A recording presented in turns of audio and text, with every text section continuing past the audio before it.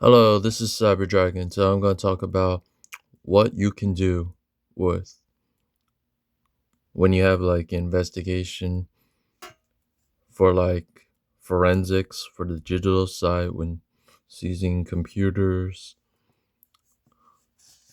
and it's also a job in the cybersecurity department.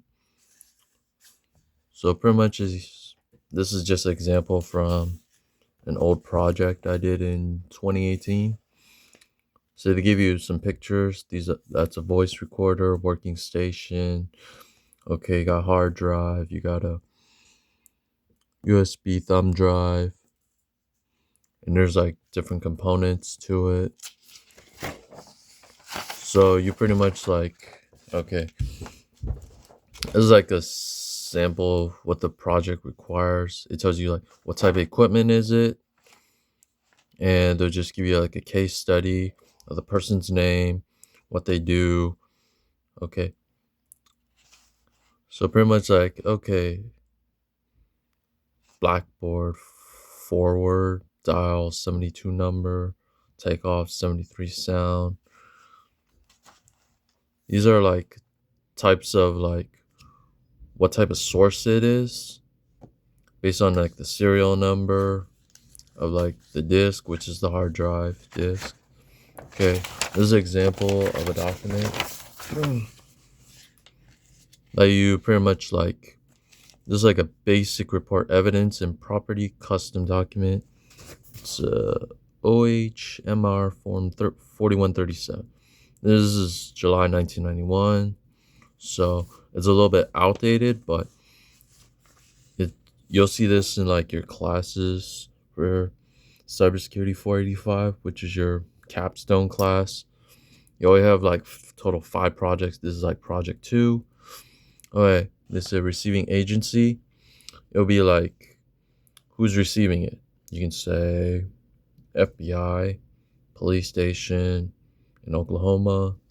The location will be the address. Location will be okay. It says a remote office 44. They'll give a building with the zip code, name, grade, title of person from who is receiving.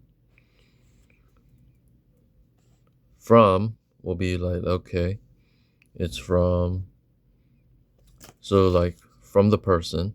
So who's giving it to you? So, and you're just receiving it. So your job is all you gotta do is just document what type of documents they give, like materials they give you.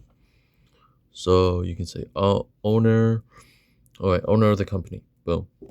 Straightforward. If it's other, this will be like, okay, an associate of the owner is giving you these. Tell you like, okay, where they obtain it, just near a wall or face, reason of obtaining, evaluate as evidence, and the timestamp and date. And it's a like number of items, like 1, 2, 3, and then the quantity, how many, and what type of. It must include like the model number, serial number, condition. Okay, so this one said voice recorder, small silver, Olympus, Western Digital. Western Digital or Seagate is a very good hard drive. This one has 1 terabyte. It will tell you the color, the size, and then there's a thumb drive, USB. You have to always figure out like how much storage it has. And this one don't have a serial number, so because based on the picture it's very small, hard to detect. So based on the color, and they did approximate measure. So measure, they just use like a ruler to measure it. And then after you like list it, notice it, okay, item 1 to 3, and then you write the date, signature by, was released by, received by, name, grade, title, security specialist, purpose of change of custody, is it, why was it taken for?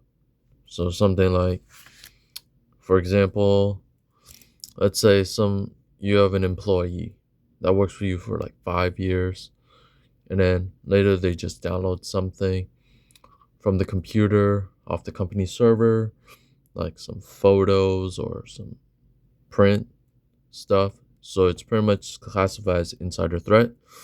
So pretty much like your cybersecurity analyst will like pretty much like scan all the computers, who's doing what and all that stuff, which is not invasion of privacy because everything is company property. They only detect like what's unusual. It's like, why is there downloads on this computer and you're not supposed to have any personal like devices while at work, because everything's like usually you have to store it in a locker and it comes with a key. So you store your phone right there.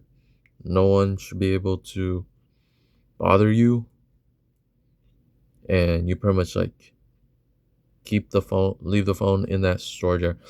Like if you gotta go to, like when you go on lunch break, you can use your phone.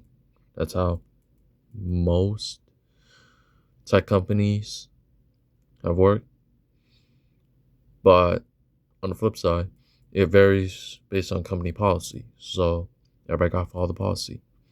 And then if you get caught, it's insider threat. So pretty much what it result in? Termination from the job. Obviously, it'll be on your record. But the pretty much companies will say like, okay, they can press charges against you if they want to, but they have to weigh like the cost, is it worth it? And they always investigate who else is involved. You become clean, no problem. Because if you don't come clean, they can involve authorities if they want to. And then your life pretty much is like, boom, game over. Because you committed theft. Based on taking company information and what you're going to do with it, they don't know. Sell it to a competitor, which is pretty much like a felony, so. And it depends what type of information you stole, so it'll be going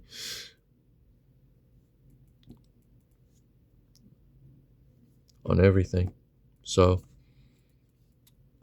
everything you gotta do, this is a digital record. If you're like the cybersecurity analyst doing this paperwork, if okay, receive from, to, reason, list the devices, how many, description, and signature is released by. Received by is, let's say, the security specialist, so you sign there. Released by is another person. So pretty much like it's only be released back to the computer or the company by your supervisor or manager. And that's pretty much it. Simple and straightforward. If you like this video, hit the like button, subscribe to my YouTube channel, and I hope to see you guys again next time, and share this video with everyone so they know how to properly fill out evidence, property, custody document. All right, bye.